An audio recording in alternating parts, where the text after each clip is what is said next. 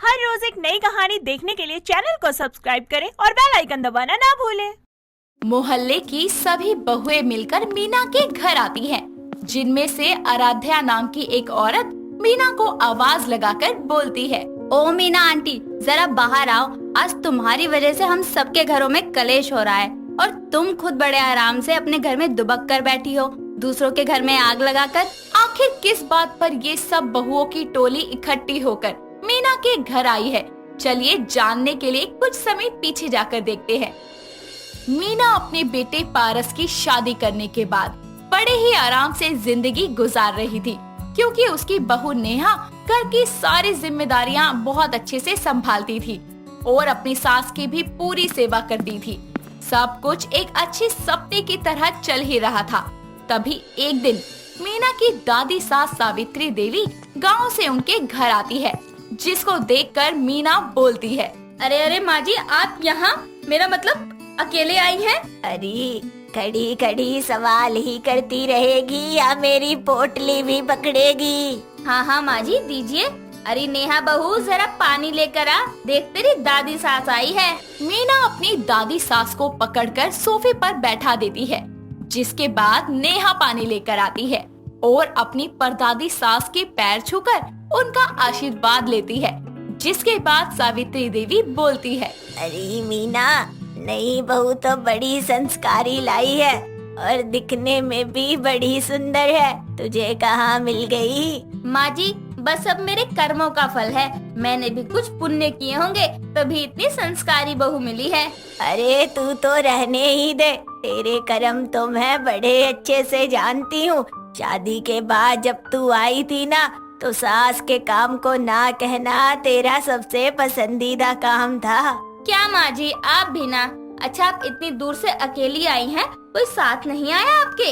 अरे जब घर के बड़े बूढ़े हो जाते हैं तो भला उन्हें कौन देखता है इसीलिए अकेली आ गई। सोचा जिंदगी के जो 2-4 दिन बचे हैं अपने पड़पोते और बहू के साथ जी लूं। ऐसा क्यों बोलती हो दादी जी?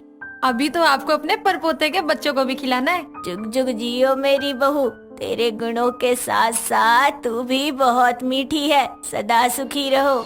लेकिन उसके घर में आने के बाद मीना बहुत परेशान थी, क्योंकि उसकी सास सारा दिन अपनी दादी की सेवा में ही व्यस्त रहती, जिसके कारण वो अपनी दादी सास से चिढ़कर बोलती है, ये सही है, गांव वालों ने तो इससे अपना पीछा छुड़वा लिया और हमारे यहाँ पटक दिया। ऊपर से ये बुढ़िया भी पता नहीं और कितना जिएगी। जब से आई है तब से बहू को बस अपने आसपास बिजी रखा हुआ है। मीना भी अपनी दादी सास सावित्री से परेशान होने लगी थी और दूसरी तरफ सावित्री वहाँ आने के बाद मोहल्ले भर के घरों में जा जाकर कभी चाय पानी तो कभी खाना खाने ही चली जाती थी, जिसके कारण अब तो पूरे मोहल्ले के लोग भी मीना की बुढ़िया सास से परेशान होने लगे थे। एक दिन सावित्री छड़ी पकड़ते हुए पड़ोस के एक घर में जाती है, जहां आराध्या और उसकी सास निर्मला रहती थी। पहले भी कई बार वो उनके घर जा चुकी थी, जिसके कारण वो उसे आता देख आराध्या अपनी सास से बोलती है, सासू माँ, वो देखो मीना की बुढ़िया सास हमारे ही घर आ रही है, फिर से चाय बनाने को कहेगी। अरे ये कैसी भाषा में बात कर रही है बहू तू? कल को जब मैं बुढ़िया हो जाऊंगी तो क्या तू मुझसे ऐसे बोलेगी? नहीं नहीं माँ जी, वो तो मैं बस। अपनी सास से फटकार सुनकर आराध्या गुस्से में मन में बोलती है, ये मीना आंटी की बुढ़िया ने पूरे मोहल्ले की नाक में दम कर रखा है। इनकी वजह से हमारी सास हमको ही सुनाती है। आने दो इनको, पिलाती हूँ आज चाय। सावित्री अपनी पड़ोसन के घर जाकर बोलती है, अरे निर्मला, कैसी हो बेटा? सोचा यहाँ से गुजर रही थी तो तुमसे मिलती चलूं। यही तो दिक्कत है ना कि आप गुजरती ही नहीं, इतनी उम्र होने के बाद भी। क्या बोली निर्मला की बहू? कुछ नहीं दादी जी, आप बताओ कैसे आना हुआ? वैसे चाय पीने आई हो तो बता दो कि दूध खत्म है घर में। अरे बहू, ये क्या तरीका है बड़ों से बात करने का? हाँ, अरे वो बिना किसी काम के नहीं आ सकती क्या? ये उनका घर नहीं है? अरे दूध खत्म हो गया है तो बाहर से ले आ, लेकिन माँ जी को चाय बनाकर पिला। अरे नहीं बेटा, रहने दे। वैसे भी आजकल के बच्चे बुजुर्गों की सेवा करते ही दुखी हो जाते हैं। मैं तो चलती हूँ। अरे माँ जी बैठिए ना। नहीं नहीं बेटी, मैं चलती हूँ। घर पे मेरी नेहा बहू इंतजार कर रही होगी। उसने तो इस बुढ़िया को सराखों पे बिठा रखा है। सावित्री निर्मला के घर से चली जाती है, लेकिन उसके जाने के बाद निर्मला अपनी बहू आराध्या को उसके गलत व्यवहार के लिए खूब खरी खोटी सुनाती है। एक शाम सावित्री अपने घर में बैठी नेहा को आवाज लगाकर बोलती है, नेहा बहू, मेरा सामान बांध दे बेटा, बड़े दिन हो गए, अब मैं चली जाऊंगी यहाँ से। पर क्यों दादी जी, मेरी सेवा में कोई कमी रह गई क्या? अरे नहीं बेटा, तू तो मुझे बहुत प्यार करती है, मेरा बड़ा ध्यान रखती है, पर मैं जब मोहल्ले के बाकी घरों में जाती हूँ तो उनकी बहुएं मुझे देखकर गंदे गंदे मुंह बनाती हैं, जैसे तो मैं उनसे सेवा करवा लूंगी। दादी जी, आप कहीं नहीं जाओगी। अरे उनके घर में थोड़ी रह रही हो आप, और आपको मैं कहीं जाने भी नहीं दूंगी। आप हमेशा मेरे साथ रहेंगी। मीना ये सब सुन ही रही होती है और अपनी बहू को कोसते हुए बोलती है, अरे बहू भी ना दिमाग घुटनों में लेकर आई है। अरे ये बुढ़िया जाना चाहती है तो जाने क्यों नहीं दे रही। मीना अपनी बहू को कोसते हुए सबके सामने आती है और बोलती है, अरे बहू, जब माँ जी जाना चाहती है तो जाने देना उनको। नहीं माँ जी, दादी जी यहीं रहेंगी। एक तरफ नेहा अपनी दादी सास को प्यार करती थी, तो दूसरी तरफ पूरे मोहल्ले की बहुएं इस बुढ़िया से परेशान हो गई थी। इसीलिए वो सब इकट्ठी होकर मीना के घर आती है और उनमें से आराध्या उन सब की तरफ से मीना को आवाज लगाकर बोलती है, ओ मीना आंटी, जरा बाहर आओ। आज तुम्हारी वजह से हम सबके घरों में कलेश हो रहा है और तुम खुद बड़े आराम से घर में दुबक कर बैठी हो। अरे दूसरों के घर में आग लगाकर कैसे अपने घर में घुसकर बैठी हो। अंदर बैठी मीना जैसे ही सबकी आवाज सुनती है तो बाहर आकर देखती है कि उसके मोहल्ले की बहुएं उसके घर के बाहर खड़ी है। ये देखकर वो उनसे बोलती है, क्या हुआ, तुम सब ऐसे भीड़ इकट्ठी क्यों करके खड़े हो मेरे घर के आगे? जब परेशान आपकी वजह से हैं तो यहीं आएंगे ना। अरे वो आपकी बुढ़िया सास ने पूरे मोहल्ले की नाक में दम कर रखा है। क्यों, क्या किया माँ जी ने? एक तो हमारे घर चाय पीने आएंगी, ऊपर से हमारी ही सासों को भड़काती हैं कि आजकल के बच्चे बुजुर्गों की सेवा नहीं करते, जिसके कारण हमारी सास हमें ताने मार मार कर जीने नहीं देती। अरे इस वजह से तो मैं खुद कितनी परेशान हूँ। बाहर से आवाजें सुनकर नेहा और सावित्री भी बाहर आ जाते हैं, जहाँ सावित्री सबकी बातें सुनकर आंखों में आंसू भर लेती है, लेकिन नेहा उसको चुप करवाते हुए सबसे बोलती है, अरे शर्म करो आप सब। एक बुजुर्ग औरत की आपके घर आने से आपको दिक्कत होने लगी।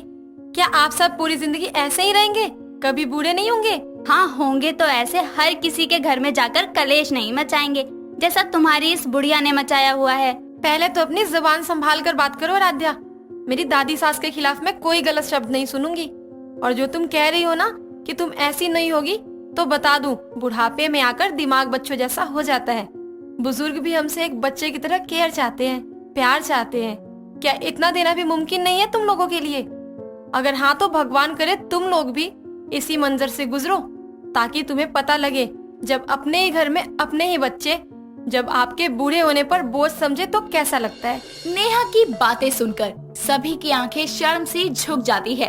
कोई उसके सामने कुछ बोलने लायक नहीं बचता।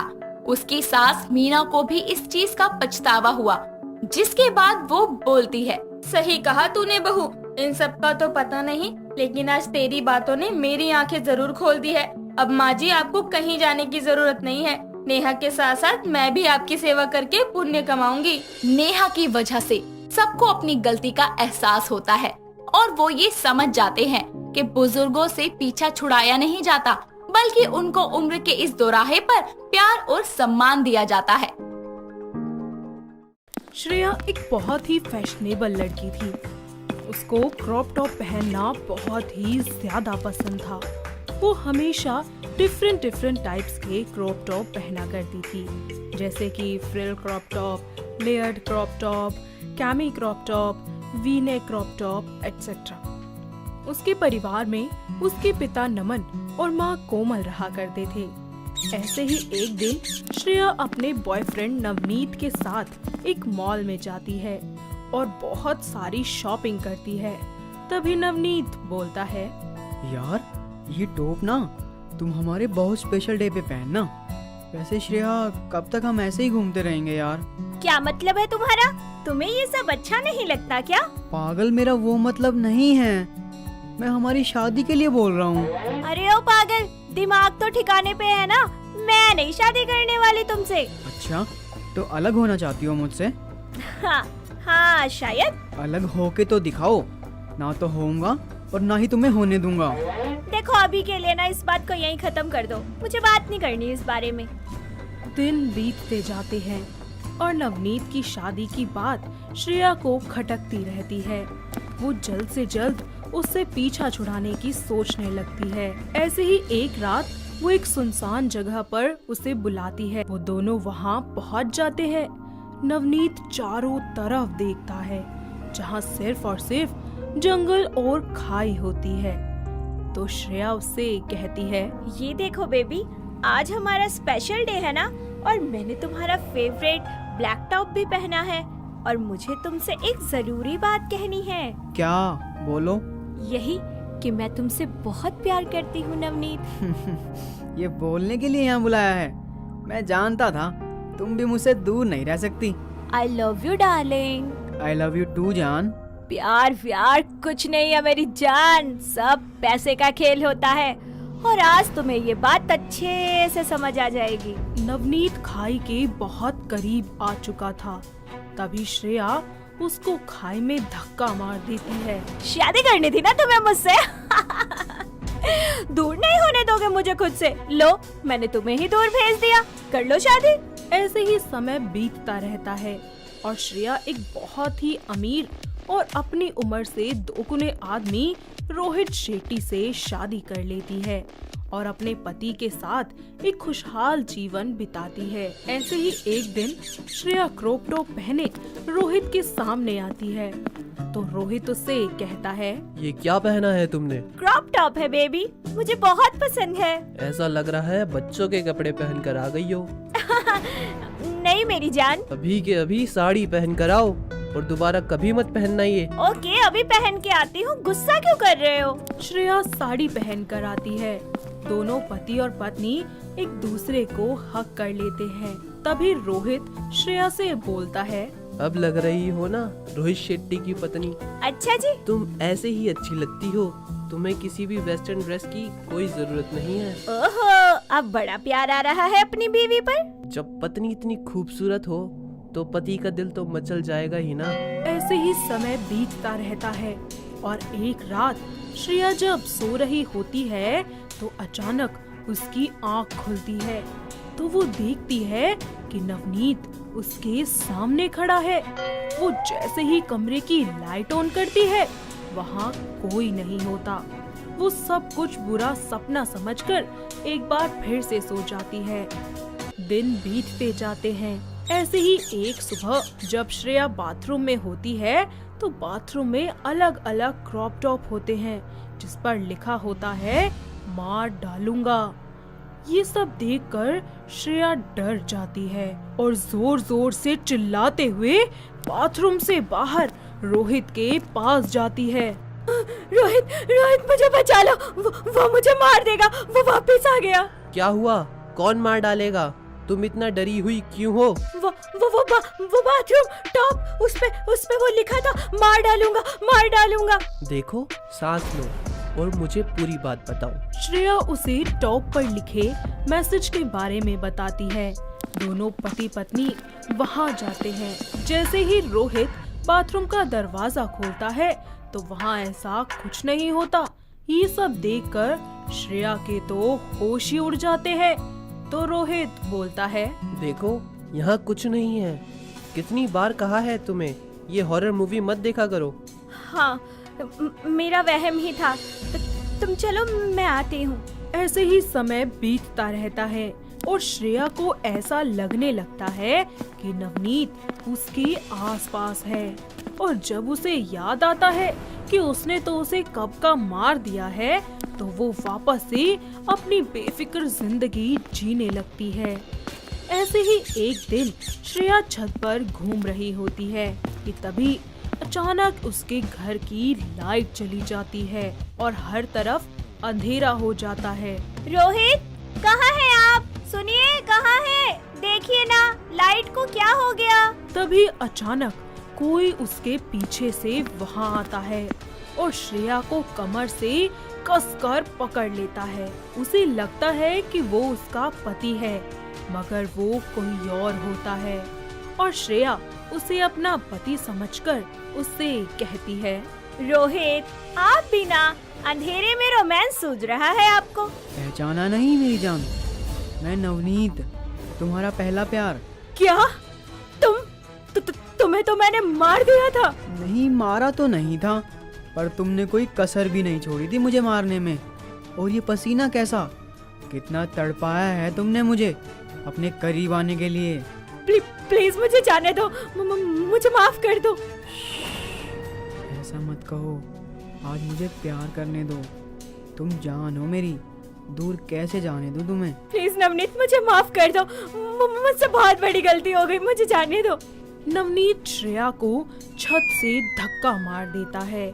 कुछ देर बाद आसपास के लोगों की भीड़ वहां पर जमा हो जाती है और श्रेया को हॉस्पिटल में एडमिट करवाया जाता है, जहां डॉक्टर्स उसका इलाज करते हैं और कुछ देर बाद वो बाहर आकर बताते हैं, जी देखिए, इनके दिमाग पे बहुत गहरी चोट आई है, जिस वजह से उनकी आधी बॉडी पैरालाइज हो गई है। अब आपको उनका काफी ख्याल रखना होगा। ऐसे ही समय बीतता रहता है। अब श्रेया हमेशा व्हील चेयर पर बैठी रहती थी और उसके दिल में नवनीत का डर घर कर चुका था। वो ना कुछ खाती थी और ना ही कुछ बोलती थी। ऐसे ही एक दिन जब श्रेया अकेली होती है, तभी वहाँ नवनीत आता है। हाय, मेरी जान की क्या हालत हो गई। क्या क्या किया तूने ये? लेकिन मैं क्या करता, मैं मजबूर था। मेरे साथ धोखा किया था उसने, ये उसका ही नतीजा है। अब हम दोनों हमेशा के लिए साथ रहेंगे। पहले तुम जाओगी, फिर मैं आऊंगा। नवनीत श्रेया को गोली मार देता है और खुद को भी। थोड़ी देर बाद रोहित जब घर आता है तो ये सब देखकर उसके पैरों तले जमीन खिसक जाती है। साथ ही उसे नवनीत और श्रेया की लाश के पास एक बॉक्स मिलता है, जिसमें उन दोनों के फोटोज और एक लेटर था, जिससे उन दोनों की सारी सच्चाई रोहित के सामने आ जाती है। रोहित ये सब देखकर हक्का बक्का रह जाता है और दोनों का अंतिम संस्कार करके हमेशा के लिए देश छोड़कर चला जाता है और इस तरह श्रेया का धोखा उसी की जान ले लेता है। तो दोस्तों, कैसी लगी आपको हमारी ये क्रॉप टॉप वाली बहू की कहानी? क्या आपके घर के आसपास भी है कोई ऐसी बहू जो इसी तरीके से क्रॉप टॉप पहनती हो? और क्या किसी के साथ कभी ऐसा हुआ है जैसा हमारी श्रेया के साथ हुआ? अगर हाँ, तो उसे ये वीडियो दिखाइए और हमें कमेंट करके बताइए।